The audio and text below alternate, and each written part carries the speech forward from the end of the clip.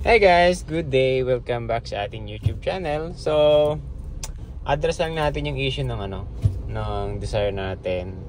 Sa mga kapwa ko Desire user dyan. Naka-experience ba kayo kapag bumibirit kayo or around mga 3,000 RPM o 4,000? Nangangamoy clutch or may nangangamoy sa loob ng sasakyan nyo? Or baka ako lang yung nakaka-experience nun? Comment down below guys.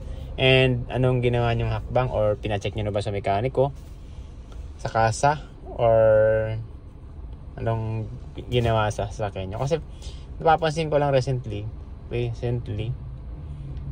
dati kasi parang hindi pa masyado pero ngayon pag binirit ko siya mga takbong pogi lang, aba ang baho sa loob, nangangamoy talaga as in. Dapat usually diba hindi yan mangangamoy kasi sealed naman ito sa sasakyan natin at kasi yung makina nyo nasa labas. Ewan ko ba bakit pag ito binirit mga 4,000 or tumaas pang RPM, ang baho niya guys.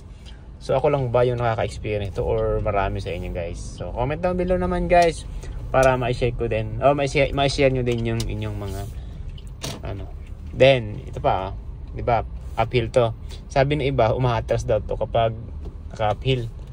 So hindi yan umaatras guys, mag-brake lang kayo, then kahit bitawan yung brake nyo, hindi yan atras. Ayan o, hindi ko pinreno, naglalak automatic kasi yung brake niyan. Kahit di ako mapak sa preno guys, mag-ano pa rin yan, hindi na atras. Okay, alright, let's go.